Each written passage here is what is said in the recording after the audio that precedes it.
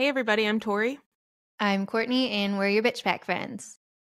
Today we're talking about the TV show that is sweeping the nation, the globe, Baby Reindeer.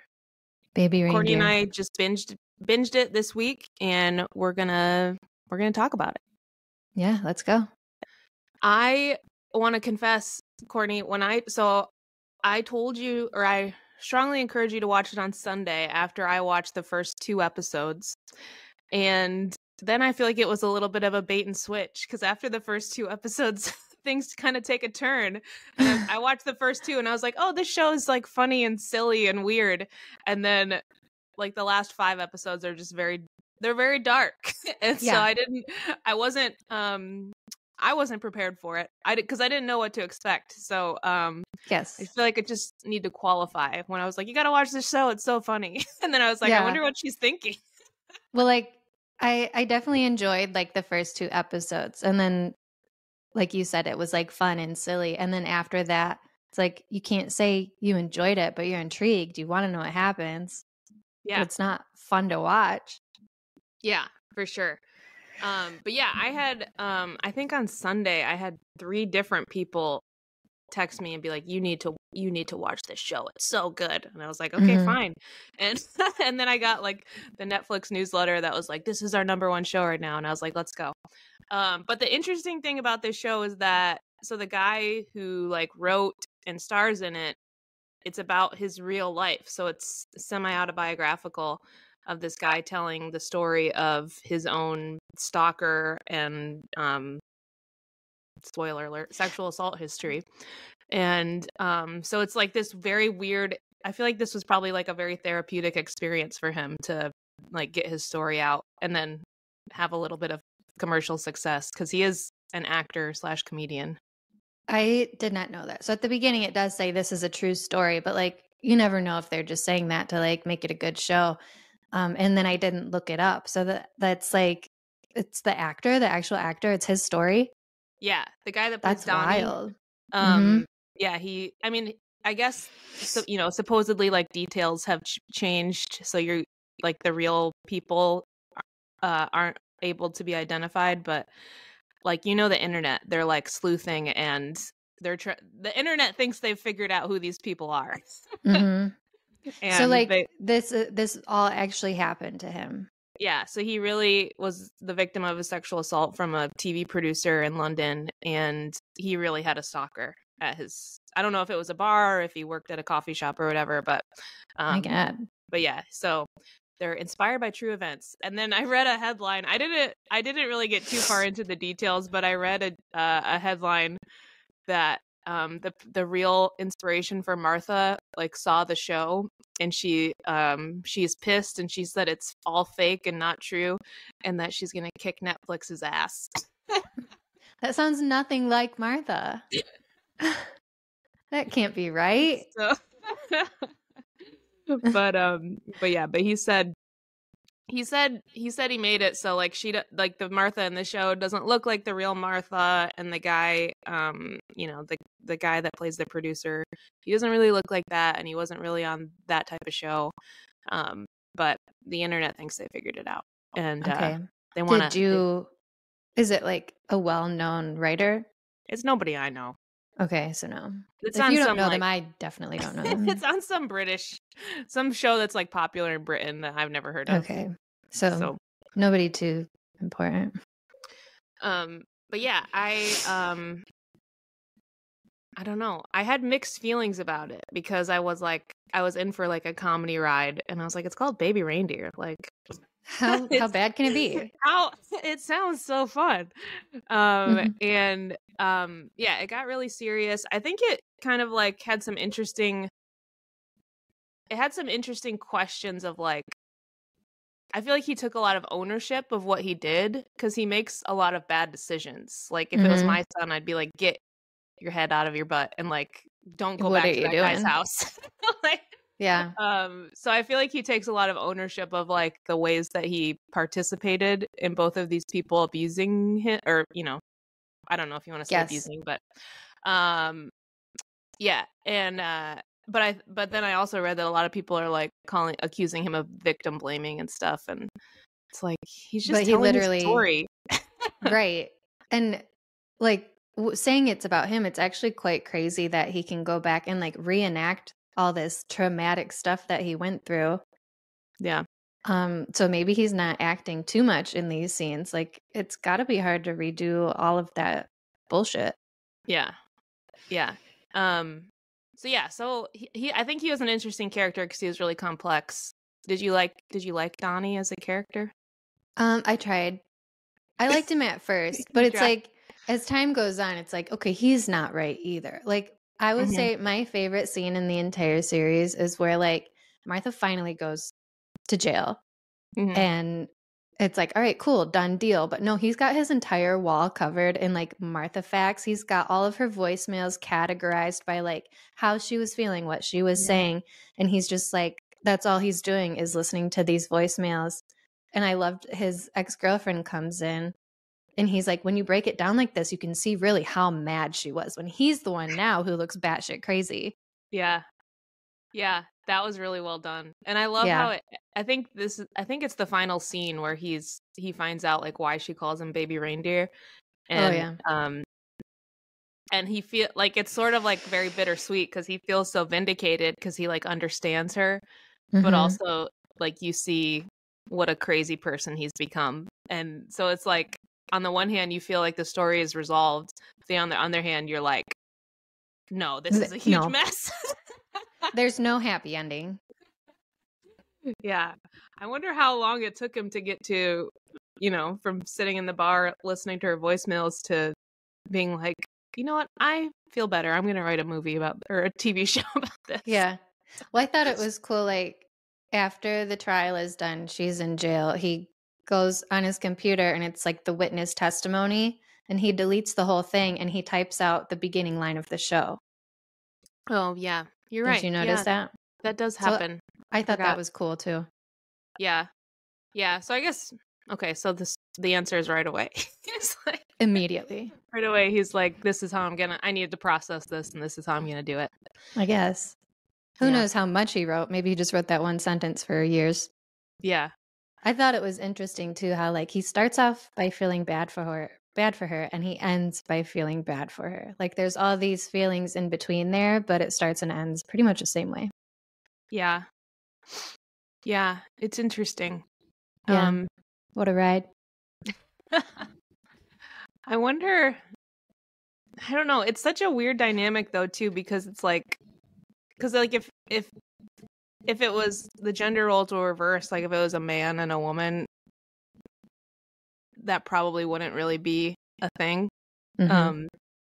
But I feel like because it's like this, he can cuz he could always, I mean, he is a very tiny man, but he Yeah. could always physically defend himself like if something were to happen theoretically. Kinda. He But he does. had a point because like the police officer at I don't Yeah. know, is it a jail? I don't know where he is. Um he said the exact same thing you just said. He's like, if I was a woman and she was a man, like this wouldn't be Yeah. happening. And the guy's like, well, physically you should be able to take care of yourself. And he's like, not if she's got a knife. It's like, Yeah. yeah. Yeah. I don't know. Yeah, I mean, maybe I need to think through that more because I was like, I don't know. He definitely he did let things go on, but also sometimes I was like, come on, Donnie, like get it together or stop doing that or whatever. But then there were truly things that like kept going out of his control, like when his bosses sent her that email and Oh yeah. They kept using it against him. it just kept coming up and coming up where he's like, Yeah. they're like, you asked her that for sexual favors, and he's like, I didn't. I didn't. That was my friend, I swear. And like what a stupid excuse. Like nobody's gonna believe that. Yeah, but that's it. Like, I'm sure that really happened, like, pretty much how it was, because that's such a true to life thing Yeah. of like your Right. friends. Like your friends just laughing about it and being like, Yeah, oh, it sucks to be you. yeah. I also was pissed at him with when she actually did like hit him in the head with the glass. Mm-hmm. I was like, well, here we go. This is it. Done deal. Let's go, Nope. Donnie. And then he still like let his bosses manipulate him and tell him not to go to the police, which like, I mean, I get it. Like I've worked for some shady people before, but like also he's been dealing with this stalker for years, and this is his like golden ticket out, and he doesn't Yeah. take it so he can keep his terrible job. He's been actually assaulted. Yeah. Yeah, if anything, he should sue them. Right. He's trying to like protect these a-holes that have done nothing for him but give him a job. Yeah. What did you think about his relationship with Terry? I liked Terry.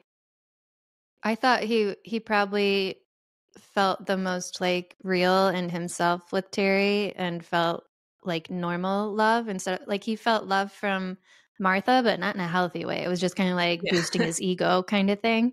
Yeah. But Terry, I think, was like a safe person for him, but he screwed that up. Yeah. Yeah. I think it was telling too, like it was a good way to show like how isolated he had become and how much he was like living in shame because he like this is the relationship that he actually wants, and Mm-hmm. he like won't go for it because he doesn't want to be seen, or like I like the, I mean I don't like it, but I thought it was a good like storytelling device when he takes her to that bar where nobody can see them or recognize them, and he like won't go anywhere else with her even though she really wants to. And so he's just like trying to live this like secret and compartmentalized life because he's not okay with himself. Right. It was a lot of self-hatred, which he says in his like when he's supposed to be doing stand-up comedy and instead it turns into this like therapy session. Yeah. That's what one of my like pet peeves. I was trying to decide if they did it in this one or not. I think they did it a little bit, but like in movies and TV shows when there's a comedian, like you better be telling jokes if you're on stage as a comedian. Like Isn't I that the feel like point? frequently in like movies and TV, the comedian will be like on stage and they're like telling a story instead, or like they're like serving the plot of the movie or the show instead of actually just like telling jokes. Oh yeah. Like I don't, you probably don't, did you watch the recent Sex and the City Mm-mm. reboot? There's a comedian on that show, her name's Che, and all she does is just talk about politics, and I'm like, this is So not funny. zero comedy. You're not being a comedian, you're being like, You're a politician. yeah. Zero I feel comedy. like, yeah, and I like this. I mean, he was a bad comedian, but But he was I like trying that to be he funny. was actually like up there telling jokes, and Yeah. I think occasionally they like indulged a little bit, like for the sake of the story, but for the most part, he was just up there doing his thing and telling jokes and Doing his yeah. best. Yeah, trying his darndest. Trying his darndest. Nobody thought he was funny. Yeah, I also like how he was like, he's like so quiet and serious as a character, and then he gets up on stage and is just like, I mean, Who is this? I would never go see a comedy show like this. Right. Well, and it's like he talks about how he just like hates himself and is just this like weak person, but like you have to be super brave to get up there and do this stand-up comedy knowing like people are probably not going to laugh because he Yeah. had such a bad track record. Nobody's laughing at him and he's still getting up there and doing it over and over again. I'm like, he's got strength in him somewhere. Yeah. Yeah, I had a friend that did stand-up comedy for a little bit, and he said it was mostly unpleasant, but then every once in a blue moon you'd have a really good night, and it would like made everything worth it. It seems traumatic. You could not pay me enough to get up there. I feel like even people that are like somewhat successful as stand-up comics, they're like, well, anything can happen. Like any night can be a bad night. I feel like, yeah, that probably is true.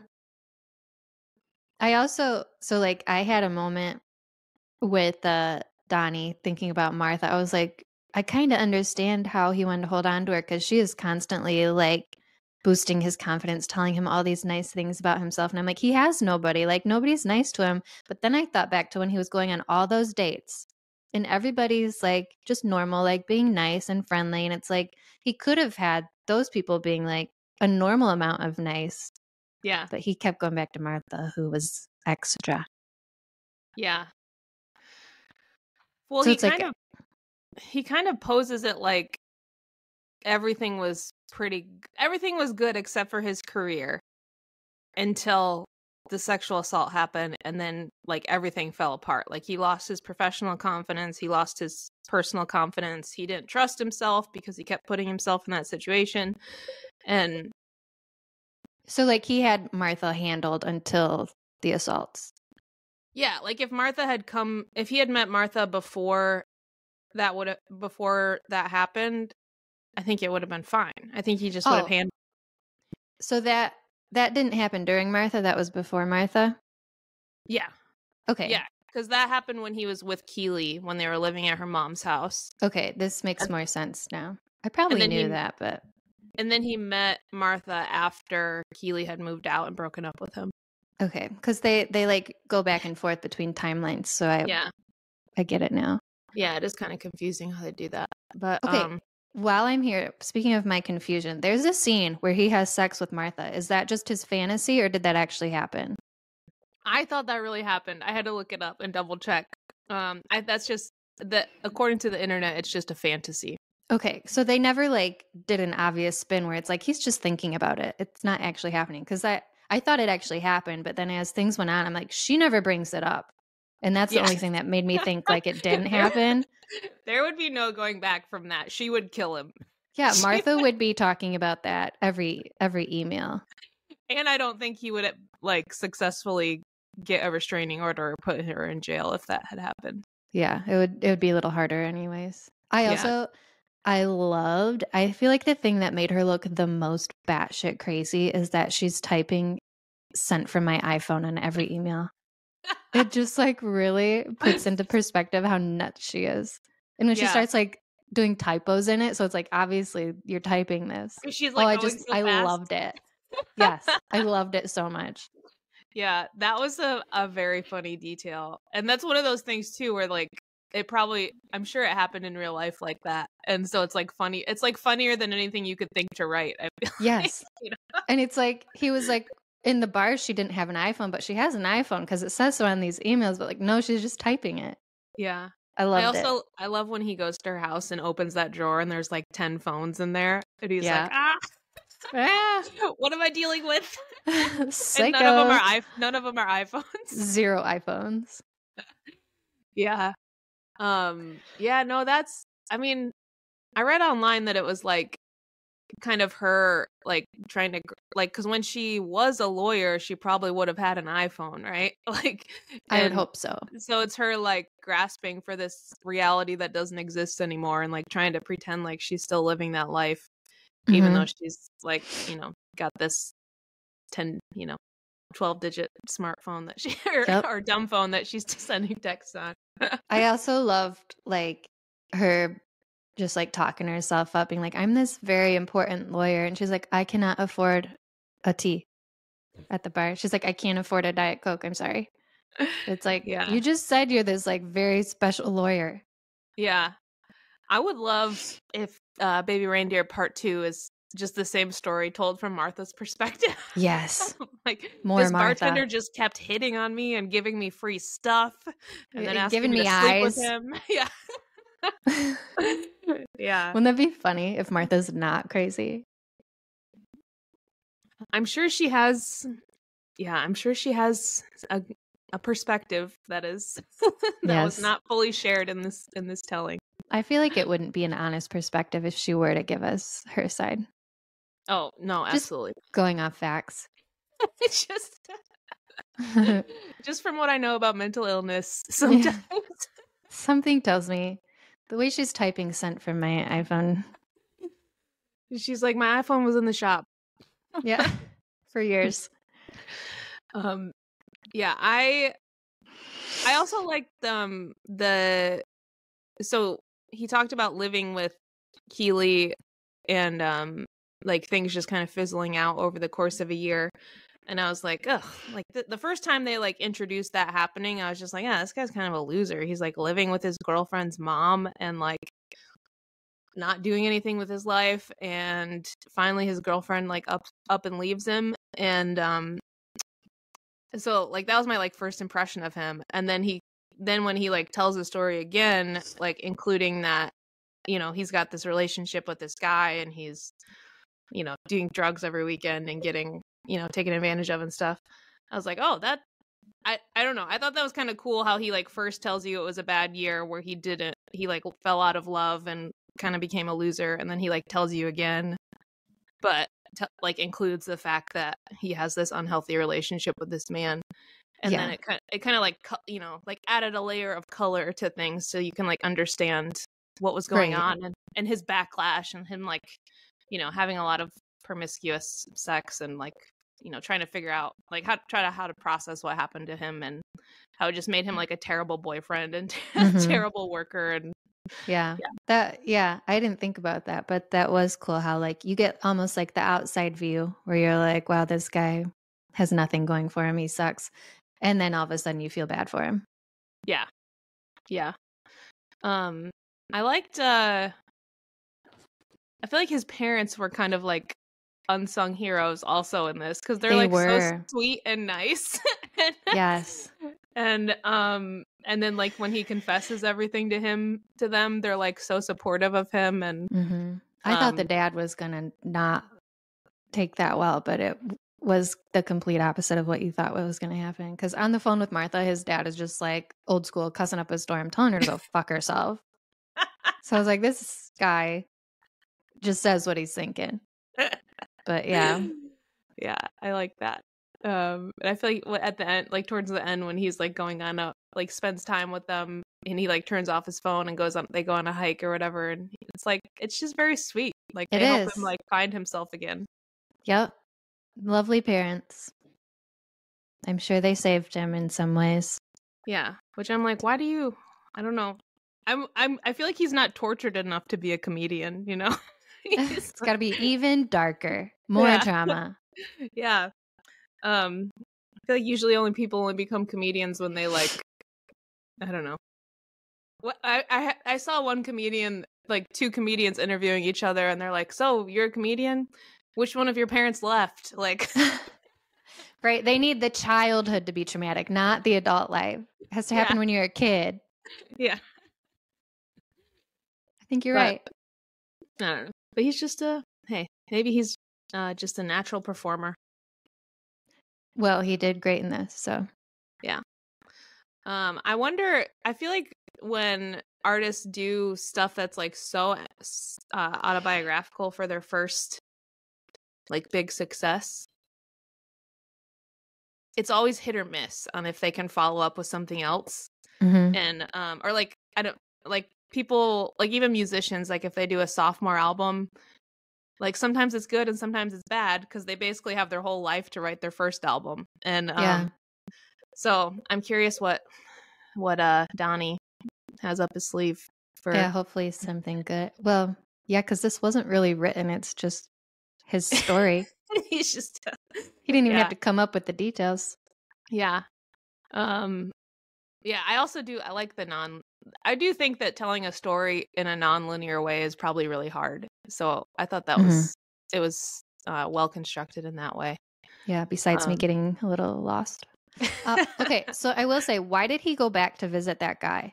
And the guy offers him a writing job, and he's like, it won't be the same as it was last time. And Donnie's like, okay, I'd love that. Like, what are you doing? And that's like the end. Do you think he's really going to give him a job? No. Did he ever give him a job to begin with? Not a paid job. I feel like Donnie was writing for him for free. Yeah, I'm surprised he didn't just give him like a low-level job just to give him a little something to keep him coming back. Yeah. Or like when he leaves and he's like hyperventilating out on the sidewalk, I was like, did he record something that this guy can like be convicted finally for raping him? Like I couldn't tell that's what I hoped he was doing at that point. Yeah. You know what? I'm glad you brought that up. I hated that scene. I hated it. Why are you there? The only thing I thought was that maybe it was him like trying to have some control, like some control in their relationship. Like find closure somehow. Yeah. But he like doesn't confront him at all. And no, he just acts friendly. And the guy's like, sorry. Did the guy ever say sorry? Or is he like, it won't be like that again? I think that's all he says. I don't think he actually says sorry. Yeah, because I don't remember any apology. Yeah, that was weird. I hope they never see each other again unless it's in Same. court. Yeah. Take his ass to court. But yeah, so and besides, he's got his own show now. He doesn't need him anymore. He's fine. I Fuck hope that guy. was an executive producer on the show or Oh my God. something. Right. Yeah, but it makes me the more I learn about Hollywood, the more I'm like, seems like a bad place. I guess the film industry, I guess. I guess it worked out that I'm not a talented actress. I liked the line where he was like, how can I send Martha to jail but not the guy who raped me? It's like he's got a point there. Yes. Okay, that was really helpful to me to understand. Like, cuz the whole time I'm just like I kind of get where he's coming from, but also none of it is fully adding up. And so I think when he said that, it made it really clear of like, yeah, he had this unresolved thing with this guy, and that's why he's because the Martha thing he could have handled. Like, Martha's just kind of annoying. Yeah, but like he's not afraid of her. Yeah, like he could change his email, change his phone number. Like he could call, he could get rid of her if he really wanted to, but he's not. And yeah, that was really helpful to just understand what was happening in his head. Yep, I agree. So fuck that guy. What do you think? Okay, if you had to speculate about what details were changed in the real Martha versus the TV Martha, what do you think? I bet she wasn't as funny in real life. Because those first couple episodes, you're like, I kind of like Martha. Yeah. I'm like, why is Martha a problem? Let's keep her around.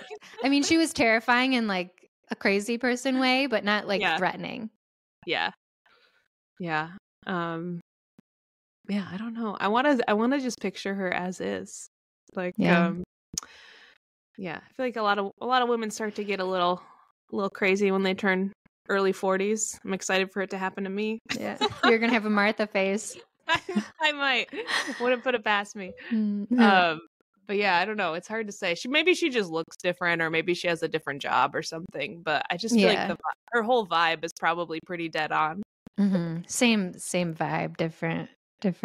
I don't know, hair. Different hair. She's actually a blonde. Everything else is. I loved when she starts to look really crazy and her hair gets like frazzled and frizzy, and then she has just this line of gray right down her roots. She needs a touch up. I'm like, this is legit. Like, this Here we go. I can see this person. Yeah. Yeah. So, would you recommend Baby Reindeer to a friend? Depends on the friend. If this friend likes dark, fucked up stuff, yeah. Yeah. Probably wouldn't recommend it to my mom, but yeah. Or anybody who has their own like sexual abuse trauma, no. Yeah. Yeah, that's a good point.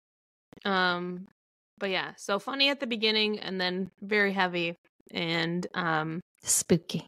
Yeah. But yeah, I'm excited to see what's his name? Richard Gadd is the creator. I'm excited to see what he has. I'm going to call him next Donnie. On the docket. Donnie? Yeah. Donnie Dunn. Donnie Dunn. Anything else we should talk about, Baby Reindeer? Do you want to talk about Taylor real quick? Oh, I would love to. What's Taylor been up to? I don't know. I haven't really been paying that much attention to her. When does the tour start back up? Soon. May. Oh, and it's May 1st. It's May 1st. Sometime in May. Okay. And you think this Friday something will happen? This is the fortnight, right? Yeah, I think Friday is going to be a fortnight from when she first dropped the album. So I think she's going to give us something. Okay. I'm excited to see. Are you still listening to the album? I have been mixing it up a bit, but yes. Okay. I haven't touched it for a few days. I love reading reviews of the album because I feel like this is the most mixed. May 9th, she's going to Paris. So because I feel like this is just like the most it's just like the most mixed reviews I think she's ever gotten that I remember.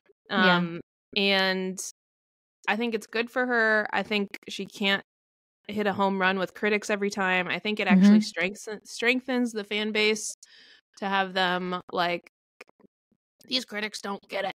And so I like Tortured Poets Department. I think it's I think it's interesting how people are like criticizing her for working with Aaron Dessner and Jack Antonoff again. I'm curious to see how she responds to that if she keeps working with them. But I'm also excited for her to get back on tour, and Yeah, I want to see the new part. I'm so anxious about it. I'm excited. Yeah, I told Joe, my husband, I was like, I know I've seen the Eras tour, but there's a new set, so I'm gonna have to go again. I was like, will you find tickets? And he was like, no. He was like, you find tickets. And I was like, I know exactly where to find tickets. They're not in the budget. He didn't even think about it. He was just like, no. But he would say no even if it's yes, because he likes to pick on me. Yeah. Well, just maybe he wants to go to New Orleans or Miami, and you can be like, let's do a weekend.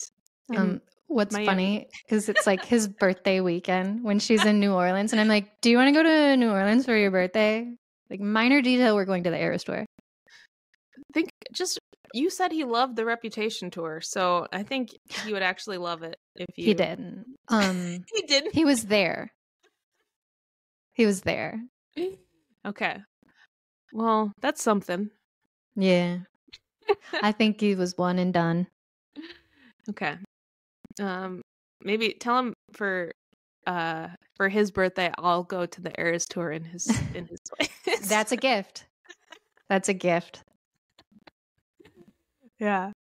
Do you have any predictions, or what do you think's the new set's going to be? What do you think the songs are from Tortured Poet? I don't know. I've kind of dropped it already. Well, like especially this time of year, I like happy, upbeat music. I'll probably bring this back like fall, winter and listen to it all again. Like I listened to it and I liked it. But it's not what I want right now. Like I needed sound so bad. I pulled up like an emo 2000s playlist and I was like, good, this is it. This is what I needed. I need drums and sound and loud noises. And that's not what the Tortured Poets department gave us. Yeah. Fair enough. Yeah. I heard, maybe I sent this to you, that I'm gonna Get You Back is likely one of the songs she's doing on tour. Mm-hmm. You think so? Just because she's wearing the lavender skirt in the rehearsal video. She's worn it a couple times. It was also in that shorts, the YouTube shorts, where she's like smacking a tennis racket. She's got that lilac skirt on. Okay. I think that's a weird choice personally, but she knows better than me, so I think it's an excellent choice. I feel like it's this album's vigilante shit. Like hot, sexy. Just accept it. It's not doing it for me. It worked for me. I liked it. All right. Well, I guess there's only one way to find out. May 9th, Paris. See you there. We're not going to be there, but we'll see you. See you there on Instagram. All right, everybody. We're your bitch pack friends. Bye. Bye.